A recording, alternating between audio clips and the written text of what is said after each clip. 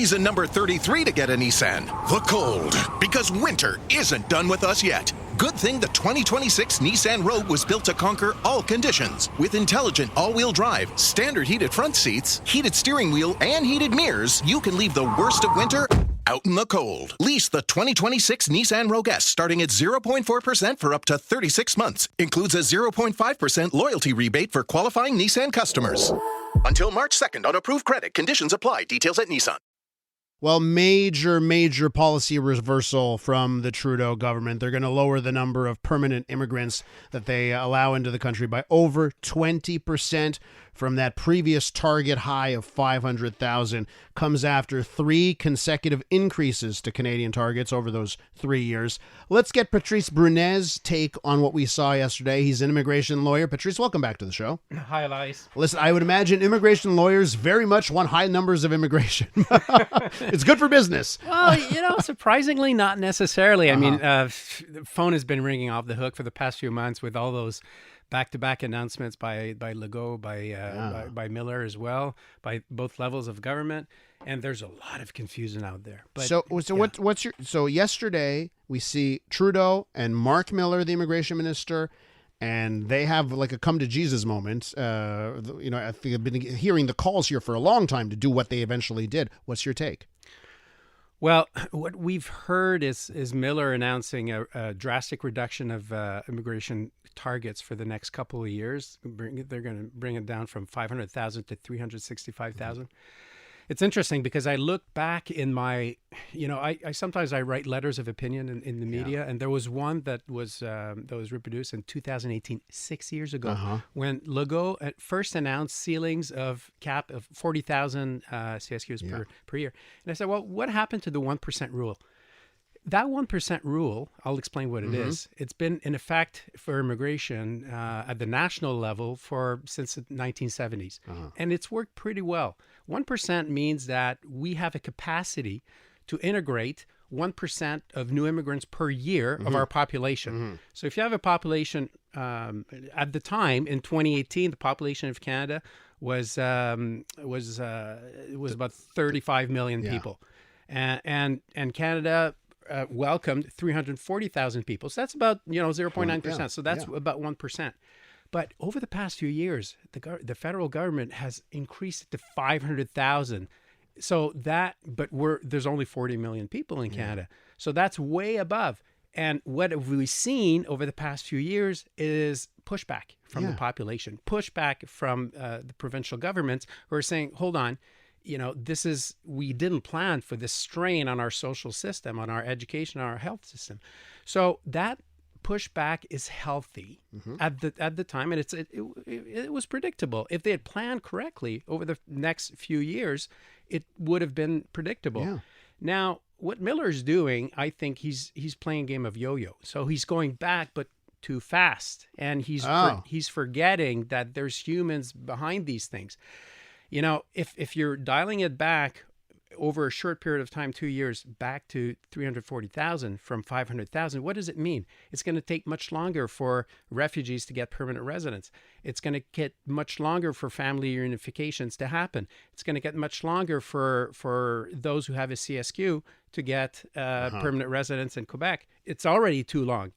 So those categories that you just mentioned, do they right now count as temporary immigrants? Well, is that a separate category? Until they become permanent residents, they are temporary. They're temporary. Yeah, they're temporary. Yeah. So because we have targets, the government, either the federal government or the government of Quebec, will not give the green light to the federal government to issue PRs, permanent residents. It's just going to be backed up because targets are targets. If your target is 500,000, you got to deliver 500,000. And there's a couple million in the pipeline, so they can actually open the pipeline and deliver that. But if you restrict it to 340,000, then the backlog will accumulate, and we'll have a huge problem in a couple of years, and a social problem because families are not reunited in the meantime. Will we have so the people that are right now are temporary immigrants? Will we now see an exodus because many of them will become frustrated? The lengths, they'll say, geez, nothing's working out for me in this country. I'm going to go back. Like, do you foresee an exodus on that front? It's too early to say because there's many things that are playing at the same time. The federal government just announced that they would be dialing back the permanent residence targets, and that's the first time that they've publicly announced that. What we're seeing, though, on the temporary front in Quebec is that companies are slowly and silently looking at options outside of the province for their temporary workers, and that's an issue. And we're going to see we're going to pay the price on that in a few years, economically speaking, because companies will not be as competitive as they can be by hiring that outside talent. For the federal government, the message that it is sending is not just within Canada, but it's outside Canada. So it's sending a message that Canada is closing its doors on immigration. So people have options. Those, highly educated people have options. They can go to Europe. They can go to Australia. They can go to New Zealand. They can go to to Dubai. So they have options. So if the public message is we're restricting the doors, and even if you come as a temporary foreign worker, you may not get permanent residence at the end of the day.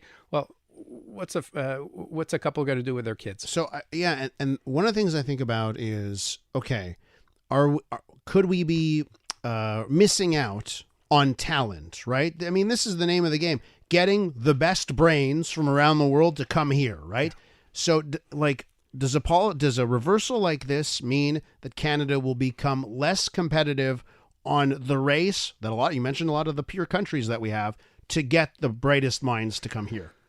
For sure. Now, I'm a Canadian, just like you are, and I want to make sure that the immigration is properly managed. So it's not just about getting the best brains and the most brains, because then it's going to affect the cultural fabric of our society. So we need to be prudent. We need to be careful. So I'm going back to my comment at the top. So what happened to that 1% number? So we're just throwing numbers here. 500,000, 365, what's it going to be next year? 400,000. But where is it anchored? It's anchored on what? Have you planned for the social services for these people? Are you going to catch up so that people don't wait 2 years for a hip replacement? And that dialogue, I'm very happy to see that Miller and Legault are speaking, have resumed speaking, and they seem to be starting to sing off the same page. But keep doing that, and empower also your civil servants to make the right decisions and to report back to you with a 3 or 5 or even a 10-year plan. Where's this going? Is this just a knee-jerk reaction to populism? Well, and the word they use repeatedly, we've temporarily paused. That telegraphs to me, okay, a few years, and then they ramp back up to the same level. Possibly, but we're probably going to have a new government a year from now on the federal side. Who knows what's going to happen in a couple of years for provincial? Where's the long-term planning? Because at a certain time, you have to tie the hands of the next administration, the next government, to the decisions that have been properly taken on this day now. If you just leave it open, then the next government will have their own policy a couple of years from now. It's going to affect it's going to affect society, but it's also going to affect the businesses. Immigration has to be dealt with always long-term, not year-by-year piecemeal. We never hear in the public discourse, we never hear the second generation, because immigration is all about the second generation. It's about, you get the parents here, and of course they're going to bring their culture, their own culture, and you want them to adapt to our own culture, but they will never adapt completely. But their kids will, because they'll go to our school systems, they'll make friends, and they'll be completely adapted to society. And there's multiple examples to show that we shine on the world stage with those people. Patrice, we do have to leave it there. Always appreciate your insight. Thanks for coming in today. Thank you, Elias. Patrice Brunet, immigration lawyer right there.